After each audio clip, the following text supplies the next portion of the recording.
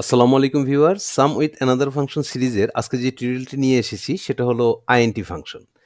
Some with int function.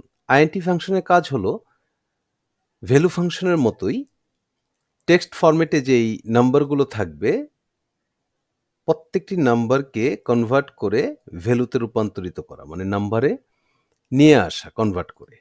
আচ্ছা, আমরা যদি দেখি যে এখানে যে নাম্বারগুলো আছে এগুলো টেক্সট ফরম্যাটে আছে। আমি যদি এখানে সাম করতে চাই, আমি সামকে কল করে রেঞ্জটা সিলেক্ট করে দিয়ে ব্র্যাকেট ক্লোজ এন্টার দিই, তাহলে আসবে 0। আচ্ছা, তবে আমি যদি আইএনটি ফাংশনকে কল করে, টেজার ফাংশনকে কল করে এখানে নাম্বার চাচ্ছে, আমি নাম্বার দিলাম, ক্লোজ এন্টার, ও চলে আসলো। আমি যদি ফিল হ্যান্ডেল করে নিচে নামাই তাহলে দেখা যাবে যে আমার যে টেক্সট ফরম্যাটগুলো ছিল সেই ফরম্যাটগুলো ভ্যালুতে কনভার্ট হয়ে গিয়েছে। এখন যদি আমি এখান থেকে এটা সাম নামাতে চাই টোটাল, তাহলে 235 আমি যোগফল নামাতে পারলাম। এখন ভিউয়ার, যদি আমি সাম আর ইন্টিজার ফাংশনটাকে একসাথে করতে চাই, দ্যাট মিনস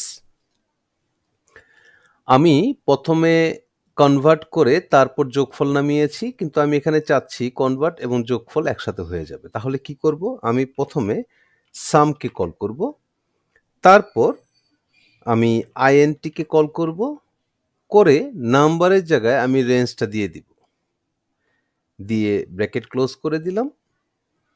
এই রেঞ্জ থেকে কি করলো, এই টেক্সট ফরম্যাটে যে নাম্বারগুলো আছে এগুলোকে কনভার্ট করে নাম্বার ফরম্যাটে নিয়ে আসলো, ভ্যালুগুলোকে নাম্বার ফরম্যাটে নিয়ে আসলো। ওকে।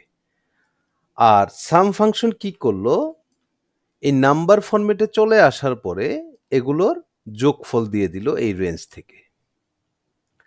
ওকে, দেন আমি সাম ফাংশনের ব্র্যাকেটটা ক্লোজ করলাম, এন্টার, আমার 235 চলে আসলো। আমি যদি আরেকবার রিপিট করি, ব্যাপারটা হলো এরকম যে আমি আইএনটি কল করে এই রেঞ্জ থেকে ডেটাগুলোকে, যেগুলো টেক্সট ফরম্যাটে আছে সেগুলো নাম্বার ফরম্যাটে নিয়ে আসলাম, এবং নাম্বার ফরম্যাটে আসার পরে সাম কি করলো, এই রেঞ্জ থেকে সে যোগফল বের করে নিয়ে আসলো।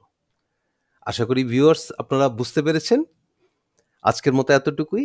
ভালো থাকবেন, সুস্থ থাকবেন।